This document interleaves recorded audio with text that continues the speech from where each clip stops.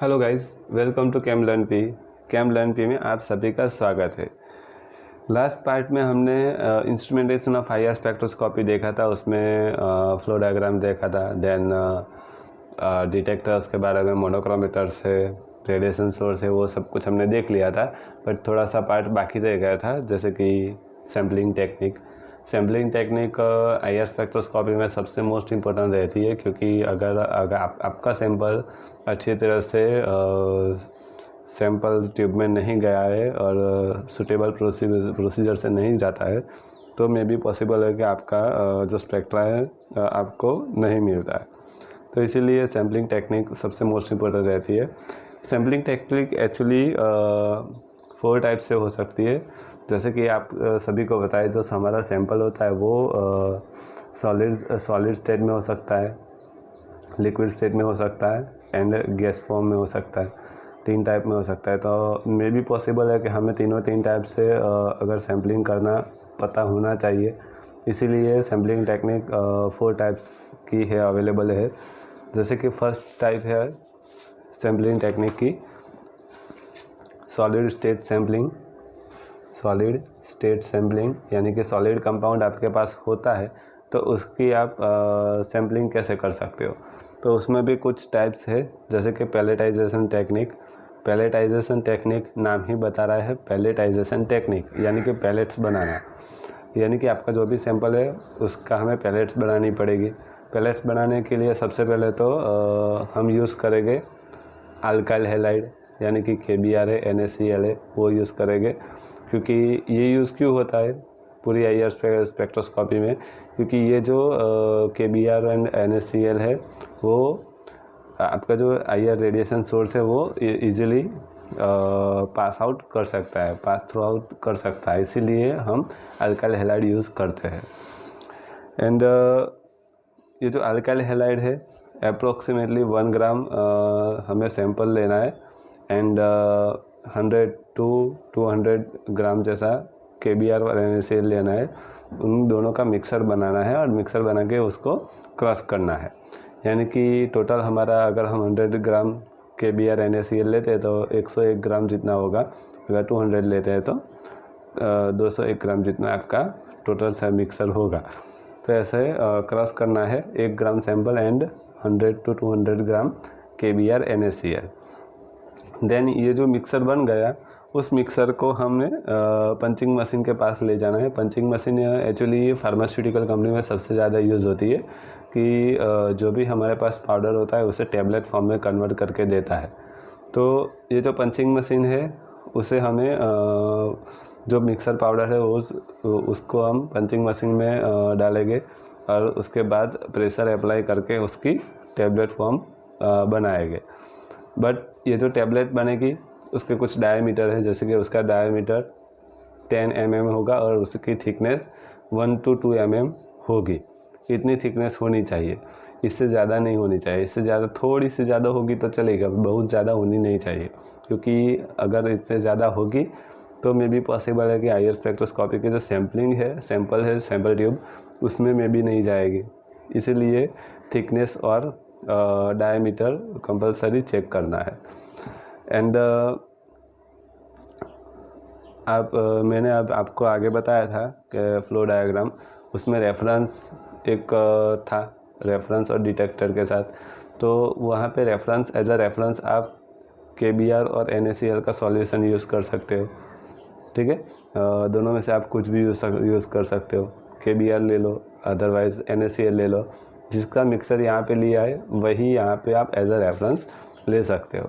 ऐसे टैबलेट बना के आपको सैंपल ट्यूब में रखना है और उसका स्पेक्ट्रा देखना है। तो इससे पता क्या चलेगा कि रेफरेंस है, KBr है, अगर NaCl है तो उसका जो आपका जो स्पेक्ट्रा होगा वो आपको पता होगा। बट जो सैंपल होगा उसमें KBr और सैंपल दोनों होगा। तो KBr का अगर स्पेक्ट्रा पता है तो वो आपको आइडेंटिफाई हो जाएगा कि ये स्पेक्ट्रा KBr का है। बट उसके अलावा जो है वो हमारा सैंपल का है, तो उसके ऊपर से आप आइडेंटिफाई कर सकते हो कि उसका स्पेक्ट्रा कैसा है और कौन सा है। देन उसके बाद है मलिंग टेक्निक। मल बनाना है, यानी कि मॉल बनाना यानी कि हमें पता है कि थिक कहते हैं ना, जैसे कि कैस्टर ऑयल वो कैसा थिक होता है वैसे ही उसे हम मॉल भी कह सकते हैं। तो मलिंग एजेंट यूज़ यहाँ पे हो सकता है, जैसे कि न्यूजॉल है, हेक्साक्लोरोब्यूटिडीन है, क्लोरोफ्लोरोकार्बन है यानी कि CFC है, वो सभी mulling agent as a use हो सकता है। बट सबसे ज़्यादा यूज़ होता है न्यूजॉल। क्योंकि न्यूजॉल क्यों यूज़ होता है? क्योंकि न्यूजॉल में एक CH स्ट्रेचिंग यानी कि 30 से 2860 सेंटीमीटर इनवर्स में एक CH स्ट्रेचिंग का बैंड हमें मिल रहा है, और दूसरा मिलता है 1460 से 13474 में दूसरा बैंड मिलता है। तो ये जो दो बैंड हमें यहाँ पे मिल रहे हैं, यानी कि दो पीक यहाँ पे मिल रहे हैं न्यूजॉल के, तो वहाँ से हमें आइडेंटिफाई हो जाएगा कि भाई ये न्यूजॉल है। उसके अलावा जो होगा वो सैंपल का हो सकता है, वो यहाँ पे इसलिए हम न्यूजॉल सबसे ज़्यादा यूज़ करते हैं। ये जो न्यूजॉल है एक्चुअली मिक्सर है। मिक्सर यानी कि किसका मिक्सर है? पैराफिन लिक्विड एंड हाइड्रोकार्बन का मिक्सर है। यानी कि paraffin liquid and hydrocarbon, for example petroleum oil है। पेट्रोलियम ऑयल का जो मॉलिक्यूलर वेट है वो हाई होता है और बॉइलिंग पॉइंट भी हाई होता है, तो इसके लिए हम यहाँ पे उसे यूज़ करते हैं। ठीक है, तो मलिंग एजेंट में न्यूजॉल सबसे ज़्यादा यूज़ होता है, और उसके जो मिक्सर होता है वो पैराफिन लिक्विड एंड हाइड्रोकार्बन का होता है। पैराफिन लिक्विड एज अ हम पेट्रोलियम ऑयल यूज़ कर सकते हैं, और क्योंकि हाई मोलिकुलर वेट होता है एंड हाई बॉइलिंग पॉइंट होता है, और उसमें दो बैंड हमें देखने को मिलते हैं। देन जो हम यहाँ पे HCB एंड CFC यूज़ करते हैं वो भी हो सकता है, बट वो जो बैंड है वो एक्चुअली 1 to 10 माइक्रोन रेडिएशन में आपको देखने को मिल जाता है, जो हमने फर्स्ट या सेकंड लेक्चर में हमने देखा था। जो IR स्पेक्ट्रोस्कोपी की रेंज थी हमने कन्वर्ट किया था सेंटीमीटर इनवर्स में, तो उस रेंज में यहाँ पे मिल जाता है। देन उसके बाद है डायरेक्ट सैम्पलिंग, यानी कि डायरेक्ट सैंपल भी आप ले सकते हो। अगर ड्राई सैंपल है, सॉलिड सैंपल है, तो अभी आप डायरेक्ट सैंपल ट्यूब में डाल के उसका स्पेक्ट्रा ले सकते हो। एंड उसके बाद है सॉलिड सैम्पलिंग फॉर सॉल्यूशन, यानी कि कोई सॉल्यूशन होता है उसमें आप आपका सॉलिड सैंपल डिजॉल्व कर सकते हो, बट सॉल्यूशन कैसा होना चाहिए वो सबसे मोस्ट इम्पोर्टेंट बात है। कि सॉल्यूशन है यानी कि KBr और NaCl की प्लेट लेनी है, उसमें आपका जो सैंपल होगा वो सैंपल कैसा होना चाहिए? वॉलेंटाइल होना चाहिए। वॉलेंटाइल ये होना चाहिए यानी कि इवेपोरेट हो जाए जल्दी से, ऐसा होना चाहिए। अगर ऐसा सैंपल है तो उसके लिए आप सॉलिड सैम्पलिंग फॉर सॉल्यूशन ये टेक्निक यूज़ कर सकते हो।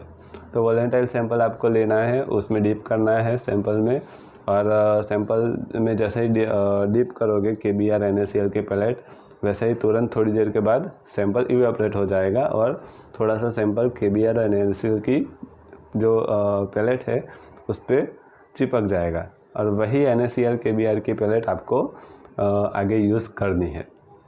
तो ऐसे आप सॉलिड सैम्पलिंग सॉल्यूशन कर सकते हो। और ये जो सैम्पलिंग टेक्निक है वो सबसे ज़्यादा पॉलीमर्स एंड वेस्ट मटेरियल्स में सबसे ज़्यादा यूज़ होती है। तो ये जो टेक्निक थी ये सॉलिड सैम्पलिंग के लिए थी, यानी कि सॉलिड सैंपल अगर आपके पास होता है तो उसके लिए है। ठीक है, देन सेकंड है liquid sampling technique. Liquid sampling technique यानी कि लिक्विड सैम्पलिंग टेक्निक में हमें क्या करना है? NaCl पैलेट लेनी है, जैसे कि फॉर एग्जांपल मैं ड्रॉ करके आपको दिखाऊं, तो यहाँ पे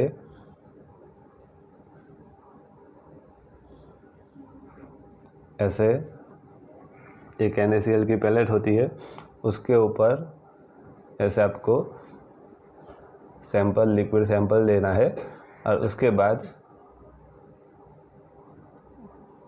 उसके ऊपर दूसरी एक NaCl या KBr की पैलेट लेनी है।